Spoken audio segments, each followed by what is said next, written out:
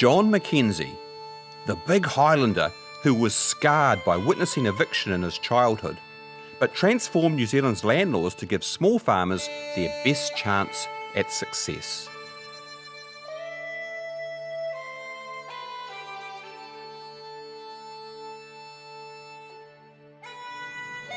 Driving through Palmerston, you'll probably notice this cairn atop Puketapu, the striking cone-shaped hill behind the township.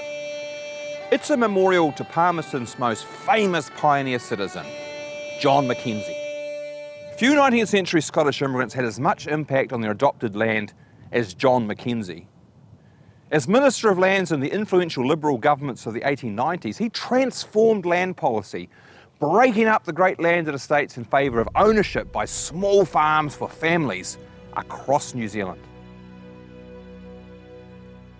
His vision of a country of small farmers rather than one dominated by a small class of large-scale landowners was very much rooted in his experiences in the Highlands, and especially one traumatic event in his childhood.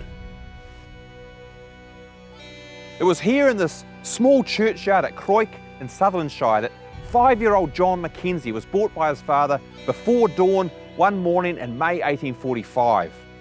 Huddled in the churchyard were 90 people, including 23 children under the age of 10. They were the tenants of Glen Calvi, Munros and Rosses, who had been turned off their land in one of the more notorious incidents of the Highland clearances and had nowhere to bed down that night except amid the graves here in the churchyard. Some of their desperation is recorded in messages that they scratched into the east window of the church. It was a scene that seared itself into Mackenzie's boyhood memory and was never forgotten. Now, Mackenzie himself wasn't evicted. His father, also called John, was in fact a very successful tenant farmer here on the already modernised Ardross estate. And he was known for his skills as a stockman, also for his experiments with the application of lime to boost productivity. So he was the quintessential modern scientific Scottish farmer. John Jr. followed in his footsteps, a devotee of scientific farming, learning his skills as a shepherd and then as a crofter. He also received a good basic education, though it was principally in Gaelic, and Mackenzie had a very limited grasp of English by the time he emigrated to New Zealand in 1860. That move seems to have been motivated by a general sense of the lack of opportunities for the second son of a tenant farmer here in Scotland. But John's widowed father had also just remarried to a much younger woman, and John just doesn't seem to have been comfortable living with them anymore. Mackenzie was just 20, but already a father himself, having had an illegitimate daughter with a local woman the year before. She spurned his offer of marriage, but Mackenzie acknowledged his paternity and committed to lifelong financial support for his baby daughter. Now, having determined on emigration to Otago, Mackenzie embarked on a whirlwind courtship of Anne Munro from nearby Glenglass, and they were married at Dingwall on the 30th of May 1860.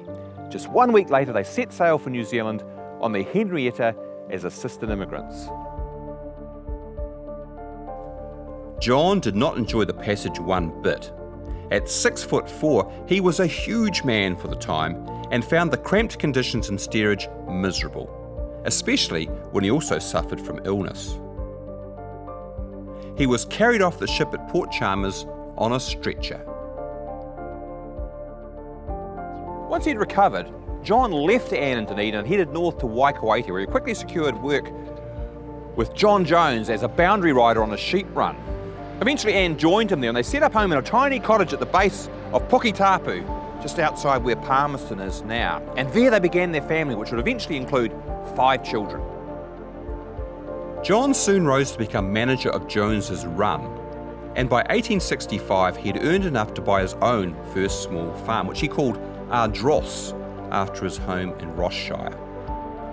He developed it as a mixed farm, growing wheat and oats as well as running sheep, and supplemented his income by carting oats and potatoes to the goldfields.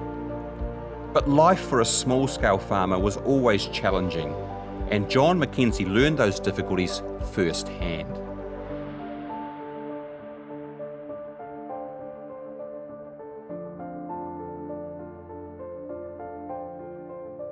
It was a desire to improve the lot of the small farmer that inspired John McKenzie to go into politics.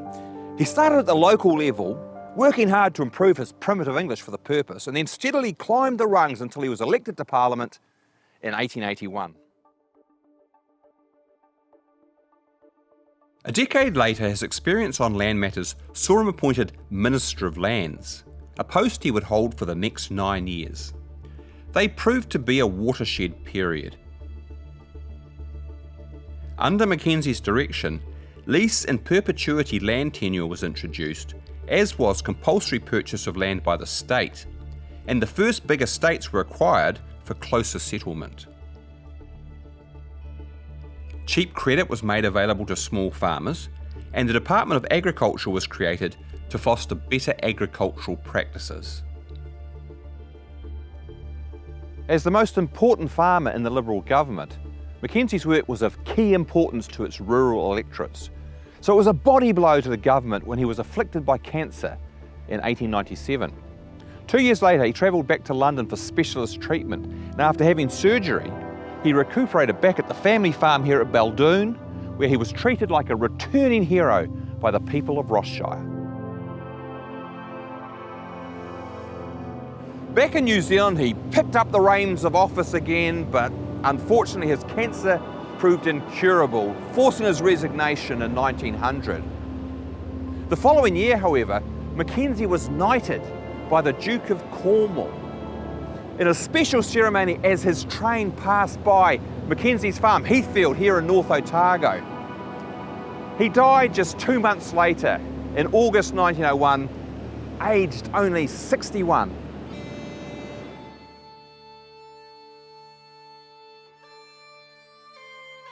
The funeral that followed was an extraordinary affair. The entire cabinet came south to honour their fallen comrade, taking turns to carry his coffin. 32 pipers from Dunedin and Invercargill led a huge procession of 50 horsemen and 700 people on foot for 13 kilometres from Heathfield to Palmerston.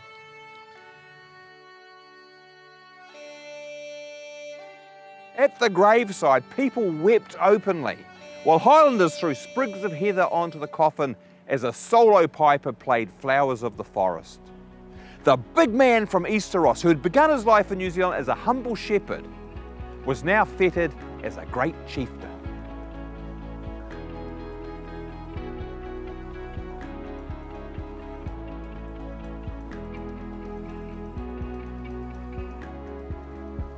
The land reforms that he'd enacted opened up the potential for small farmers and ensured that none of the horrors of the Highland clearances would take root in the new land. And we remember him still.